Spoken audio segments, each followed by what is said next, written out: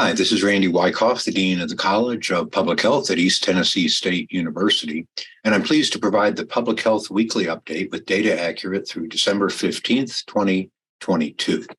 This week, I want to address a comment that I got from a viewer, which is, what did I leave out of my top 10 list?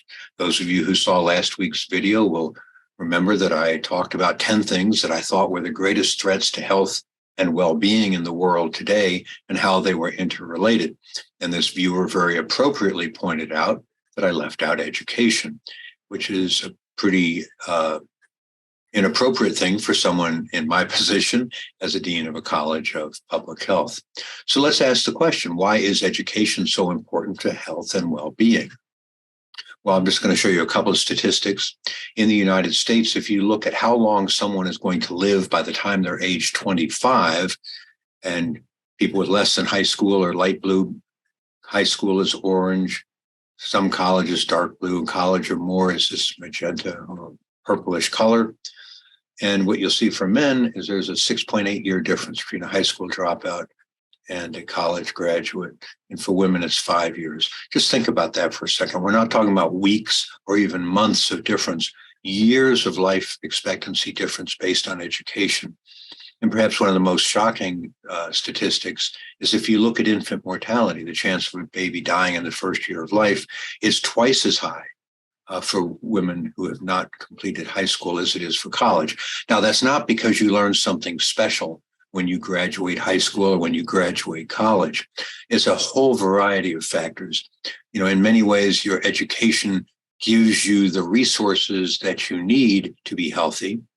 In some cases, poor health reduces your educational output. But the biggest thing, I think, are contextual factors, factors that you grow up with as a young child that lead both to an impact on education and health. So in our country, the health and education are inexorably intertwined. And those of us who care about improving health have to work with the folks on the education side to make sure that we get as many people educated as far as we reasonably can. As important as education in the United States is, it is even more important in the developing world. And some of you may remember this headline that the very best investment at all of anything we could invest in worldwide is a girl's education. And if you want to look up this Brookings report, it's linked to there, but they point out that it has an impact on income and economic growth, improving survival rates and health, reducing population growth, protecting children's rights and delaying marriage, empowering women, and improving climate change adaptation. A huge number of factors that are impacted when women and men are educated. Now, when you first look at the international statistics, it looks like men and women are fairly close, with both 89 and 90% enrolled at some point in primary or secondary school. But as we move up the ladder and look at completion, especially in low-income countries, you'll see these numbers start to widen. So you can see that, yes, it's very important to educate men, but also to educate women around the world. So if you think about the things that education impacts, obviously it impacts emerging infections. If you don't know enough about what's happening, you don't have the education, the resources, you may be more likely to be exposed. Obviously, in our country and in many other countries, lack of education means lack of healthcare. Impacts ability to have birth spacing and birth control, causing overpopulation.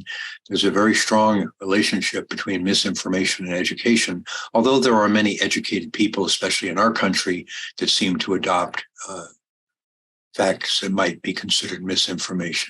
A strong correlation with pollution, obviously socioeconomic inequality, pressure to migrate, and stress and depression. War is a great disruptor of educational services, especially for women. And of course, it also impacts climate change. So we have to change our graph now to show all of these factors. So I'll call it my top 11 list for 2022. So what did I leave off my top 10 list? I actually think there's one more factor, but I'm not going to talk about it today. But if you have any thoughts, what would you suggest should be added to this list? What should be on our top 12 list for 2022? I look forward to hearing from you, not just about this topic, but about any other topic that you're interested in. Please feel free to share these videos with anyone who might be interested. All of our older archived videos are still available on the College of Public Health website. I'd like to thank Dara Young for editing, producing, adding captions, and posting this video. And as always, I do look forward to your questions. As you saw this week, I take a comment and I will address it next week. I look forward to hearing from you. Until next week, please be well.